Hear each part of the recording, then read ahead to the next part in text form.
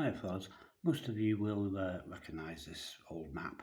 It's a map of the huge British Empire. Probably, I suspect this will be in the early 1800s when it was at its peak, more or less, before they demanded their freedoms and revolutions and what have you. And Queen Victoria and her husband Albert basically let it go. It was the right thing to do at the time, and probably inevitable, of course. It was certainly the biggest in land area and probably the richest of all time, I would suspect. But as my father said, the most a working Brit, working man, or his family could expect from the British Empire was probably a job as a soldier, or a sailor or something like this, where you'd be at great risk and you would be on great pay.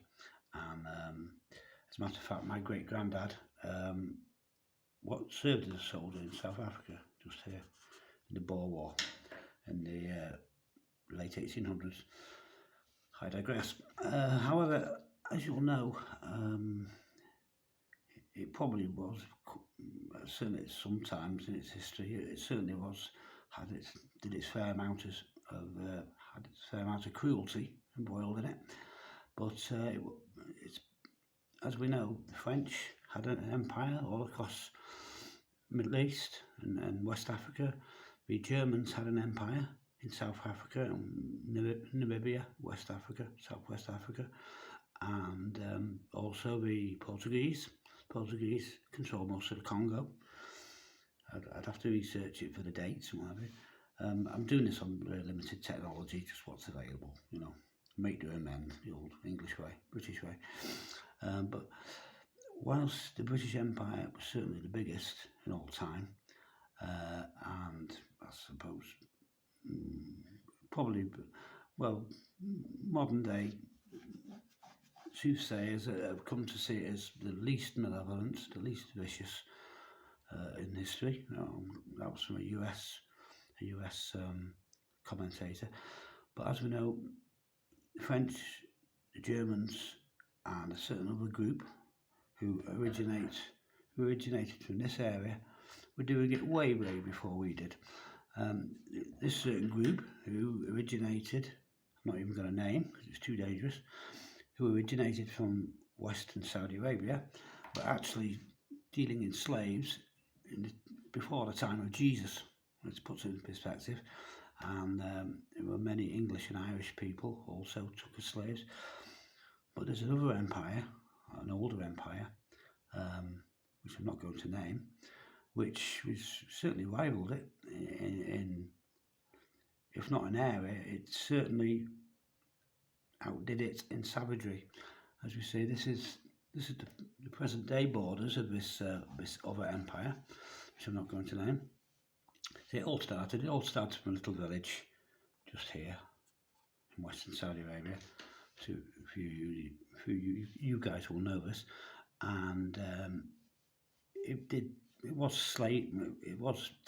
stealing slaves, children, many children were its biggest prize actually, because you can imagine if you're stealing young male and female children from Christian communities of southern Europe, from Sicily, from Spain, and what have you.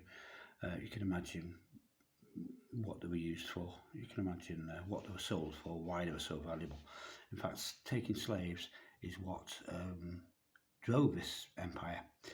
This is this empire way back in the 7th and 9th century. As you see at the time, it's conquered the whole of Spain, the Iberian Peninsula. It's conquered the whole of Africa, Northern Africa, what would now be, as I say, Libya, Tunisia, Egypt, and it's pushed right up to the borders of China. It's a big chunk of India, and as we say, it conquered all the Byzantine Empire. The Byzantine Empire, of course, Italy, where Rome is, where the Catholic Church is, but it's still based, and Spain were previously devout Catholics, as was most of Europe at the time. Hence, hence the Crusades, which were, the Christian Crusades were to try and re-establish Christianity in conquered Byzantine Empire. One of the maps has gone missing actually. The Byzantine Empire was Christian. It was formerly Christian, and it was based in Constantinople, which is now Istanbul. I don't have to tell you what ideology dominates Turkey, do I? It's like 99%, especially since the Armenian massacre back in 1915, when they wiped out about 2 million Christians. They call it the Armenian genocide because they don't like to admit the fact they were Christians, but they were Christians, no doubt about it. It's actually illegal to mention this in Turkey. Do you know that? It's actually illegal to mention this at all. You could be arrested for it. I wonder why that is. It sounds like they're covering something up. Doesn't that sound that way to you? But as we see, there we go. There's the map. Let's say this area was some of its last conquests. This is the Ottoman Empire, the Turkish Empire. This is Turkey. Adrianople, that's Istanbul, Constantinople, and this was the Mamluk Empire, which conquered a big section. This was we've got the dates here actually. Oh no, this is like 600-700 AD, and as we know, as I said previously, this whole area, I don't want to really mark the screen, but this whole area, all around here, all this, and Spain of course, was all Christian, Catholic, and here it would be the Byzantine Empire, the Byzantine Eastern Church. This is why Prince Nikolai, I think it was, the ruler at the time, requested help from King Richard and Prince Philip, Richard of France anyway, Philip II, that's it, Philip II of France. Hence we sailed all this way, 3,000 miles. It's pretty impossible plight though, but you've got to take your hat off to these old Christians though, these old French and Brits, and they weren't the only ones. There were loads of Germans, they called them the name escapes me, but there were loads of Germans on the way, but the leader, Barbarossa, died of a heart attack in a drowning incident, but there was a huge contingent heading out from Germany, and it came all the way across land, and a lot of them turned back, but a lot of them did help Richard and Philip in the Crusades. But you can imagine the supply lines were impossible. Plus, we had a nasty habit of poisoning the wells to stop the Crusaders getting a drink, or any of the locals getting a drink. They used to poison the wells, and used to try and sell them poisoned food. There was a lot of illness in these days, as well as probably cholera going around, and leprosy. There was leprosy going around. But anyway, I don't want to go on too much, but just to establish that we weren't the only ones. Not to say it makes it any better, but we weren't the only ones running slaves and conquering countries to rape it of resources. It's been done for aeons of time, for ages and ages, and as we know, this earlier empire, did wipe out the whole of the Christian Middle East. So the Christian Middle East, and as we know, there's no Christians in Turkey now, and Spain on that previous map. These were all Christian countries.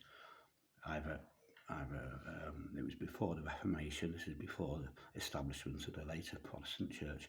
So these were all like Catholics, non-disclosed Christians, or, as I say, it clearly states here, Byzantine Empire. This was the Byzantine Christian Empire of the East, which rivaled Rome, if not in military power. In sophistication and science, it certainly did. I'll let you go, guys, but basically, I don't know if you Canadians do.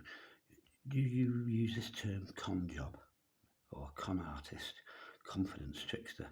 Well, basically, we've been conned into thinking a certain ideology has been peaceful for a very long time, when it's been exactly the opposite. And by the way, nasty habit of these invaders, barbarians, slave dealers, whatever you want to call them. A nasty habit they had, even during the days of the British Empire, was they used to emasculate all the slaves. This is, they used to get the guys, hold them down, and cut all their male bits off. Most of them used to die, but they still kept doing it for 1400 years, cutting all the bits off with knives. This was to stop, of course, those slave owners in India and Pakistan and the Americas getting any free slaves, because this group of people from here have always feared the sexuality and the fertility of black people. And there's a certain guy who invented this ideology. Basically, they call him something else, but he invented this ideology. He was obviously, from their own writings, they actually used to call him a demented lunatic. Some of his early followers, they really did. I'm not going to name him; that would be dangerous. But it's in their so-called holy writings, in the Q and the H books, that he himself did kill numerous people, executed them, prisoners, and he himself was a very successful trader and slave dealer and slave taker. And it was him and his subsequent successors that drove this massive expansion all the way through Europe. They were even considering, going further north to Sweden at one stage, and they were talking about crossing the Atlantic, which I gather they weren't as good a seamen as the Europeans, but I don't know, I think they could have made it with their drive. I'll tell you one thing as well. In the less than holy writings of this ideology, it tells them they are the rightful masters of the entire earth. Hence the reason it's expanding even today. And it's never been anything to do with peace or love or anything else. It's been to do with enriching themselves with gold, slaves, livestock and land. As I say, I mean, the bombing and persecution of Christians is still going on. Way over here in Indonesia, and the Coptic Christians, I mean, they've been driven out. There's many of them gone to America, I believe. This guy does videos of Prague, and that's his ancestral homelands. He points out how they're trying to make the Middle East basically Christian free, and I'd urge you, American and Canadian guys, to man up and wake up to the threat of this ideology. I'm sorry to have to tell you that my British Isles, my homeland, my ancestral homeland, is basically fooked.